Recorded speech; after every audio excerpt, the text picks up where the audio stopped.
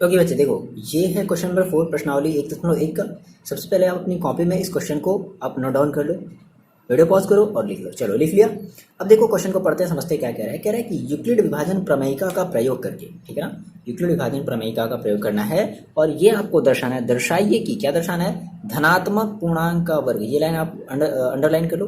धनात्मक पूर्णांक का वर्ग किसी पूर्णांक m के लिए 3m या 3m+1 के रूप का होता है। अब आपको यहाँ पे सम और विषम की बात नहीं करा, यहाँ पे एक वर्ड ध्यान देना, वर्ग। वर्ग है ना, वर्ग। अभी आपके इस क्वेश्चन में पूछा है वर्ग। कभी कभी किसी क्वेश्चन में पूछ लेता है उसका जो वर्ग, मतलब उसका जो क्यूब पूछ लेगा, ठीक है ना। क्यूब का मतलब है कि घन, ठीक है, हिंदी में इसको क्या कहते हैं, घन कहते हैं ना। तो अभी पूछा है वर्ग, शायद किसी क्वेश्चन में घन बोल दे।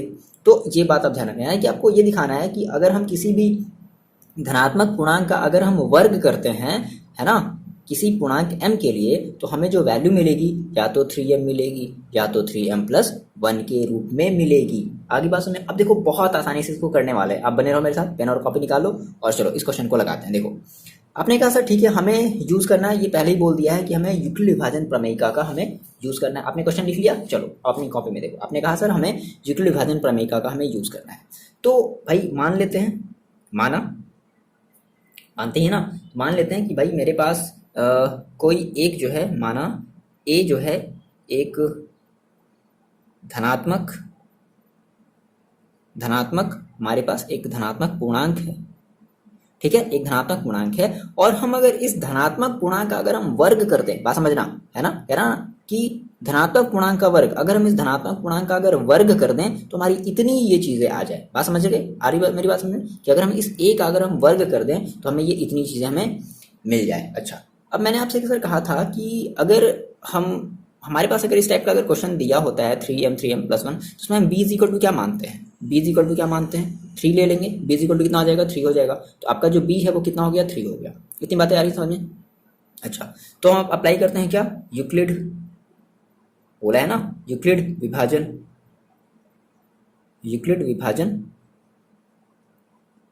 प्रमेयिका, यूक्लिड विभाजन प्रमेयिका से। तो यूक्लिड विभाजन प्रमेयिका आप अप्लाई करो इसमें। ओके, तो आपने कहा sir a is equal to होता है BQ+R, जहां वो वाली, जहां कहाँ 0 इज लेस देन और is equal to R, sorry हाँ ठीक है, और R हमारी छोटी होती है B से, है ना। 0 हमेशा छोटी होगी या बराबर होगी R के, और R हमेशा छोटी होगी B के। आपको R और B का मतलब पता है, R का मतलब शेषफल और B का मतलब हमारा होता है भागफल, सॉरी भाजक, ठीक है। चलो आपको इतना मतलब पता है। आपने कहा सर हम अब इसके बाद क्या करें। अब देखो आप इसमें पहले वैल्यू रखो, तो a इज इक्वल टू क्या रखोगे, b आपने कितना माना है 3, और q की जगह आप q ही रख दो, प्लस r की जगह r छोड़ दो। बात समझना अभी, ठीक है, r की जगह आपने r छोड़ दिया। अब कह रहा है सर कि इसका आपको क्या करना है, इसका आपको पूर्णांक का वर्ग करना है। देखो आप अपने क्वेश्चन में पढ़ो, कह रहा है ना कि इस पूर्णांक का वर्ग करना है, तो हम क्या करने वाले हैं, हम अपने इस इक्वेशन का, हमारे पास ये जो इक्वेशन मिला है, हम इसका करने वाले हैं वर्ग, ठीक है। तो अच्छा, वर्ग करने से पहले एक बात हम यहाँ पे ये समझ लेते हैं, हम यहाँ से पहले r की वैल्यू निकाल लेते हैं। तो आपने कहा कि यदि बात समझना, यदि b बराबर 3 है, तो आप मेरे को बताओ b बराबर 3 के लिए r की कौन कौन सी वैल्यू हो जाएगी। आप ये नोट डाउन चीजों को करते चलना, जहां तक आपको समझ में आ गया वीडियो पॉज करना और नोट डाउन करते चलना, ठीक है। आपने कहा सर अगर b इक्वल टू 3 है, तो आप मेरे को r की वैल्यू बताओ, बता सकते हो 0 1 2 3 भी ले ले क्या। हाँ देखो 3 हमें नहीं लेना है, क्यों, मैंने कहा सर r की जो वैल्यू होगी वो 0 के बराबर या 0 से बड़ी, लेकिन b से छोटी। तो भाई b आपका कितना है, 3 है ना। तो भाई अब 3 कैसे ले सकते हो, क्या 3 3 से छोटा है क्या, नहीं, 3 3 से छोटा नहीं है, 3 3 के बराबर। लेकिन आपको बराबर भी नहीं लेना है, आपको r की वैल्यू 3 से छोटी लेनी है, ठीक है ना। तो ये आपका यहाँ तक होगा 0 1 2, ओके। अब सर हम क्या करते हैं, हम इस r की वैल्यू सिंपल, जैसे पिछले वाले क्वेश्चन में करते थे, हम इस r की वैल्यू को इस वाले अपने इक्वेशन में रखते हैं। तब यदि r बराबर 0, ठीक है, यदि r बराबर अगर हम यदि हम r बराबर हम 0 रख दें, तो हमारा कितना हो जाएगा, a is equal to 3q+0, that is a is equal to कितना मिल गया, a इज इक्वल टू मिल गया आपको 3q, ठीक है। अब कह रहा है कि इसका आपको वर्ग करना है, चलो वर्ग करके देखते हैं। तो है ना, दोनों पक्षों का वर्ग करने का, ठीक है, क्या लिखेंगे, दोनों पक्षों का वर्ग करने पर, मतलब यहाँ पे से समझौता हो रहा है भाई दोनों पक्षों का। चलो, तो आपने कहा सर कर दिया जाए A square is equal to 3q का होल स्क्वायर, ये तो करेंगे है ना, दोनों पक्षों का वर्ग A square is equal to 3q का होल स्क्वायर। अब देखो, तो आपने सर कहा ऐसा, अच्छा अब अगर हम क्या कर ले, देखो अगर हम इसको अगर ओपन करते हैं तो मेरे पास क्या मिल जाएगा, A square is equal to, हम देखो ये स्क्वायर क्यों कर रहे हैं, क्योंकि ये क्वेश्चन का डिमांड था बच्चे, ठीक है ना, ध्यान रखना, ये क्वेश्चन की डिमांड थी कि आपको क्या करना है, आपको वर्ग करना है, ठीक है, आपको दोनों पक्षों का वर्ग करना है, ये आपके क्वेश्चन की ही डिमांड थी। ओके, अब देखो, तो अगर हम इसका वर्ग करते तो 3 का वर्ग कितना हो जाएगा 9, 3 का वर्ग कितना हो जाएगा 9, और q का वर्ग कितना हो जाएगा q स्क्वायर। लेकिन आपने कहा सर मेरे को तो लाना था इतना, अब अपने क्वेश्चन में देखो आपको सर कितना लाना था, बहुत आसान है, बस आप मेरी बात समझते चलना। आपने कहा सर मेरे को लाना है 3m, दिख रहा है, दिख रहा है क्या, ये दिख रहा है, ओके। आपने कहा सर मेरे को लाना है 3m, ठीक है, तो अगर मेरे को सर 3m लाना है, ठीक है, तो लेकिन यहाँ मेरे पास यहाँ पर क्या आ गया, मेरे पास यहाँ पर 9q स्क्वायर आ गया, कोई बात नहीं, देखो आप फिर से इसको कुछ ऐसे लिख सकते हो क्या, ए स्क्वायर इज इक्वल टू, आप इस 9 को ऐसे लिख सकते हो क्या, 3 इंटू 3, और देखो इस q स्क्वायर को ऐसे ही छोड़ दो, बताओ ये बातें मेरी समझ में आ रही है, 3 इंटू 3 गुणे 3 q स्क्वायर, ठीक है ना। अब देखो, अब हम क्या करने वाले, देखो अब यहाँ से मैजिक देखना, बस ये प्रूविंग है, ऐसे ही प्रूव करते हैं। अब हम इसको मान लेंगे m, बस आपके क्वेश्चन में कहा था ना कि किसी पूर्णांक m के लिए, हो गया खत्म। अब हमने इसको क्या मान लिया, m मान लिया है ना, तो क्या हो जाएगा, A square is equal to 3m। आप यहाँ पर जरूर बताओगे कि जहां m is equal to 3q square है ना, और m हमारी क्या है, m हमारी कोई एक पूर्णांक है, ठीक है ना, m हमारी क्या है, m हमारी कोई पूर्णांक है। आगे बात समझ, तो आपने ये देखा ना कि हमारे पास कोई एक नंबर था, ठीक है ना, मतलब आपको ला देना है, ठीक है, आपने देखा कि मेरे पास कोई एक नंबर था a, और हमने उसका वर्ग किया, तो देखो मेरे पास कितना आ गया, 3m आ गया। बस यही आपको स्टेप करना है, यानी कि आप यहाँ से बच्चे बात समझना, मैंने यहाँ पे क्या किया कि मेरे पास जो भी अननेसेसरी जो भी चीजें थी, मैंने कहा सर मेरे को लाना है 3, देखो मेरे को लाना था 3m, बात समझना यहाँ से, मेरे को लाना था 3m, ठीक है ना, तो मैंने कहा सर मेरे पास 9q स्क्वायर है, तो हमने सर 9 को कुछ इस तरीके से लिख दिया 3 इंटू 3, और q स्क्वायर को वैसे ही छोड़ दिया। अब आप ये देखो कि मेरे पास अननेसेसरी चीज़ें क्या है, मतलब फालतू की चीज़ क्या है, फालतू की चीज़ ये इतनी है, मेरे को 3 की जरूरत थी, ठीक है सर 3 की जरूरत थी, लेकिन मेरे को m की भी तो जरूरत थी ना, तो हमने इसकी वैल्यू क्या मान ली, हमने इस पूरे की वैल्यू मान ली m।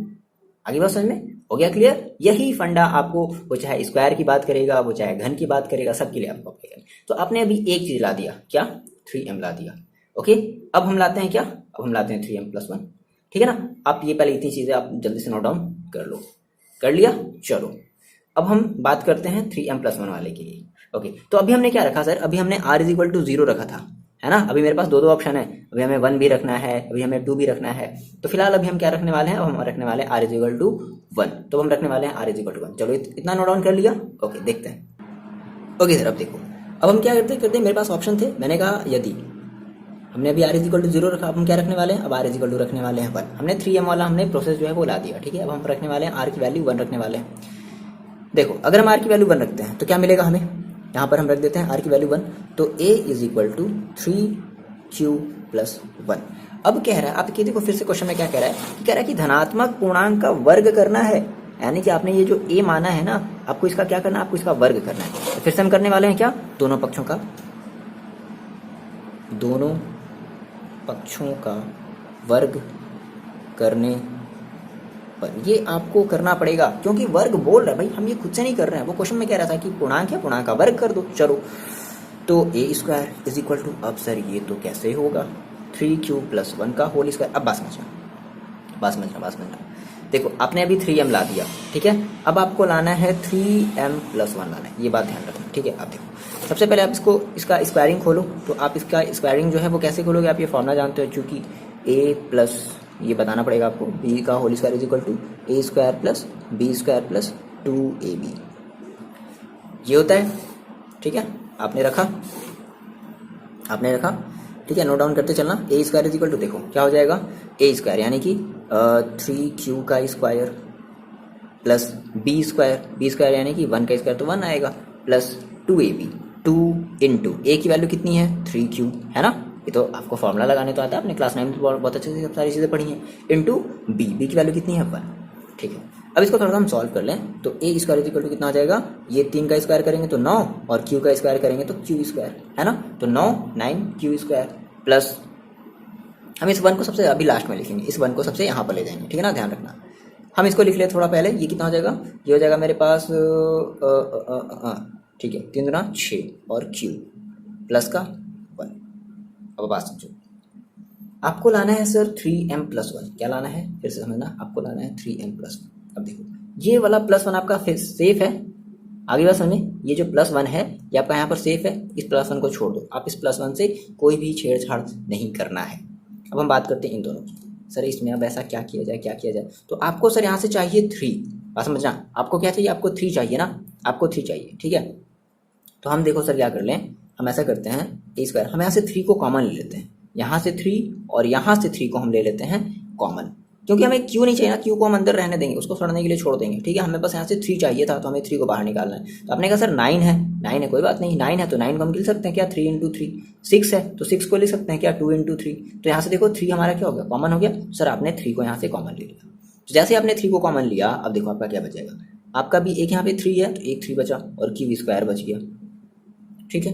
प्लस आपने यहाँ से 6 में से आपने 3 कॉमन लिया तो क्या बचा, 2 बचा और यहाँ से क्यू बच गया प्लस 1 बच गया। अब देखो, अब आपके 3m+1 लाने में बीच में टांग कौन अड़ा रहा है, ये पूरा का पूरा पोर्शन टांग अड़ा रहा है ना, तो इस पूरे को ही मान लेते हैं, है ना। जो भी चीज़ हमें हमारे काम में बाधा डालेगी हम उसको देख लेंगे, लेकिन उसको मान लेंगे। चलो, तो हमने कहा sir A square is equal to 3m+1। आगे बात हमें, जहाँ ये आपको बताना पड़ेगा, जहाँ m is equal to 3q² plus 2q। अब आपको इससे मतलब नहीं है, बस आपने ये बता दिया, है ना। और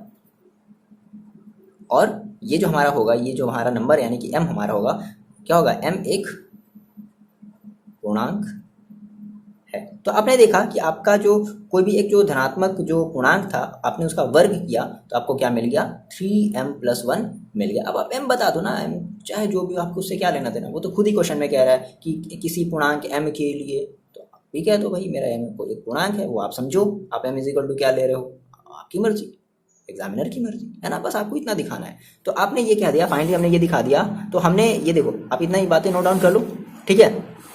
तो फाइनली हमने कह दिया कि अतः हम ये कह सकते हैं कि किसी धन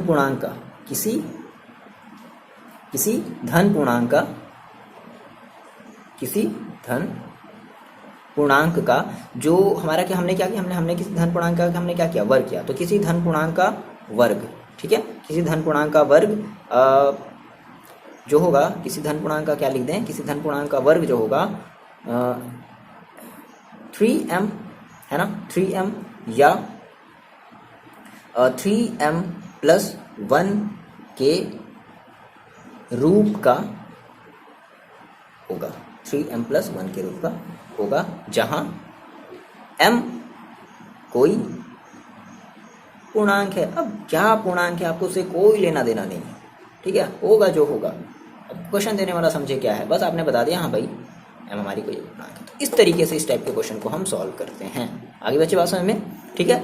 चलो आगे तो कमेंट करके बता दो कैसा है। अब मिलते हैं नेक्स्ट आपके क्वेश्चन 5 में। ओके, जल्दी से नोट डाउन कर लो इन सारी चीज़ों को, कर लिया। ओके, चलो सर मिलते हैं नेक्स्ट क्वेश्चन में।